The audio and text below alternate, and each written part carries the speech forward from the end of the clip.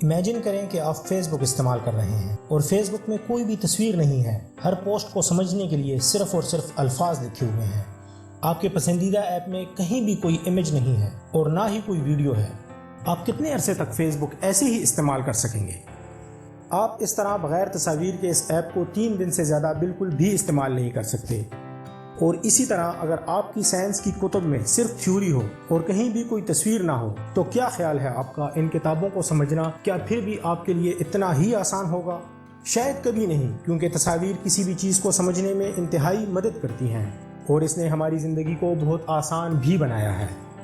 دوستو، آج کی انٹرسٹنگ اور انفارمیٹیو ویڈیو میں آپ سب کو یہی بتاؤں گا کہ تصویر کی اہمیت کیا ہے، کیا سچ میں تصاویر نے زندگی کو آسان بنا دیا ہے، اور ہمارا دماغ کتنی تیزی سے تصاویر کو پروسیس کرتا ہے۔ کیا ہمارا دماغ سپر کمپیوٹر کی طرح کیلکولیشن کر سکتا ہے؟ اگر دماغ اتنا ہی تیز ہے تو ہم امتحانات میں فیل کیوں ہو جاتے ہیں؟ سب سے پہلے دماغ تصاویر کو پروسیس کیسے کرتا ہے؟ دیکھنے کا عمل دوستو اسی وقت شروع ہو جاتا ہے جس وقت آنکھ کے اندر ریٹنا پر روشنی پڑتی ہے۔ جب آنکھ روشنی کو ریٹنا پر فوکس کرتی ہے تو یہاں پر روشنی ایک فوٹو ریسیپٹر سیل کی تہ کے ذریعے جذب ہو جاتی ہے۔ یہ سیلز روشنی کو الیکٹرو کیمیکل سگنلز میں تبدیل کر دیتے ہیں، جہاں اسے 2 قسم کے خلیات میں مزید تقسیم کر دیا جاتا ہے۔ اسے راڈ اور کونز بھی کہتے ہیں۔ ان میں سے جو راڈ سیل ہوتا ہے اس کی مدد سے رات کے وقت آپ دیکھ سکتے ہیں، وہ رات کے وقت دیکھنے میں مدد کرتا ہے، جبکہ کونز سیلز کی مدد سے پڑھنے میں مدد ملتی ہے۔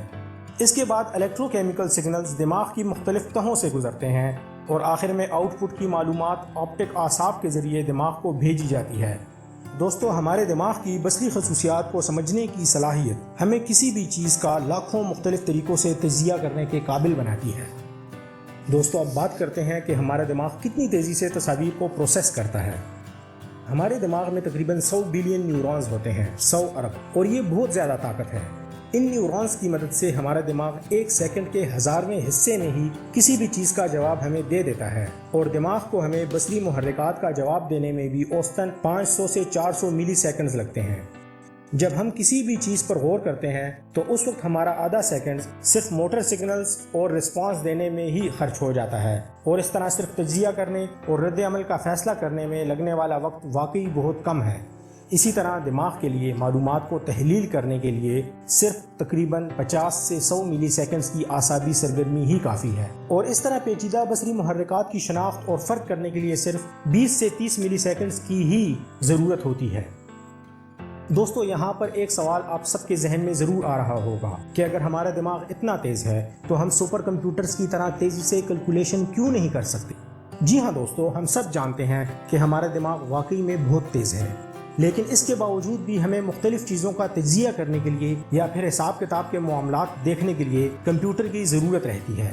کہا جاتا ہے کہ ایک کمپیوٹر جس کی طاقت کا دماغ سے موازنہ کیا جا سکتا ہے، ایسا کمپیوٹر 38,000 ٹریلین فی سیکنڈ سے زیادہ آپشنز کر سکتا ہے، اور ایسا کمپیوٹر تقریباً 3,584 ٹیرا بائٹس میموری رکھتا ہے۔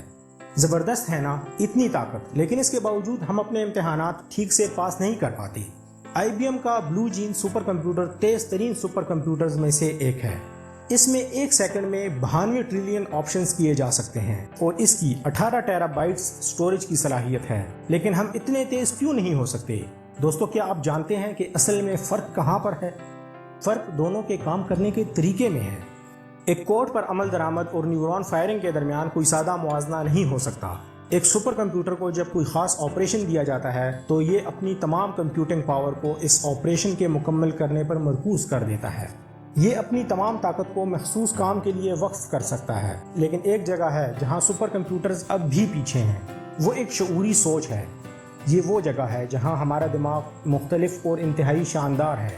ہمارے دماغ میں ایک ہی وقت میں کئی متعدد متوازی عمل ہوتے رہتے ہیں، اور ان میں سے ایک عمل ہمیں زندہ رکھے ہوئے ہے۔ یہ عمل مسلسل متحرک رہتا ہے، اور آپ کی پیدائش سے لے کر آپ کی موت تک یہ ہمیشہ چلتا رہتا ہے اور 24 گھنٹے کام کرتا ہے۔ ہر چیز پر یہ نظر رکھتا ہے، ہمارے نظام نظام، ہمارے سننے، ہمارے دیکھنے کی صلاحیت پر، ہر چیز پر یہ نظر رکھتا ہے۔ اس کے علاوہ ہماری 5 حواس کے ذریعے حاصل ہونے والی بیرونی محرکات ایک اور بہت بڑا کام ہے، اور سب سے بڑا عمل خود ہمیں آگاہ رکھنا ہے۔ اس کی پروسیسنگ پاور مختلف فنکشنز میں پھیلی ہوئی ہے، جسے یہ صرف ایک فنکشن انجام دینے کے لیے نہیں روک سکتا۔ تو کیا آپ نے اب زندگی میں کبھی یہ خواہش نہیں کی کہ آپ مافوق الفطرت بنیں، سپر ہیومن اور بجلی کی رفتار سے معلومات پر عمل کریں؟ لیکن اس ویڈیو کو دیکھنے کے بعد آپ کو اتنا تو معلوم ہو گیا ہوگا کہ آپ یہ سب پہلے سے ہی کر سکتے ہیں، لیکن آپ اب بھی نہیں جانتے کہ آپ کا دماغ کتنا تیز ہے۔ ہو سکتا ہے کہ آپ کو تھوڑی سی پریکٹس کرنی چاہیے۔ دوستو، امید ہے آج کی انٹرسٹنگ اور انفارمیٹو ویڈیو آپ سب نے پسند کی ہوگی۔ اس ویڈیو کو لائک کر کے ہمارے چینل کو سبسکرائب کر لیں اور ساتھ دیے گئے بیل آئیکن کے بٹن کو بھی دبا دیں تاکہ ہماری ہر نئی آنے والی ویڈیو آپ کو ملتی رہے۔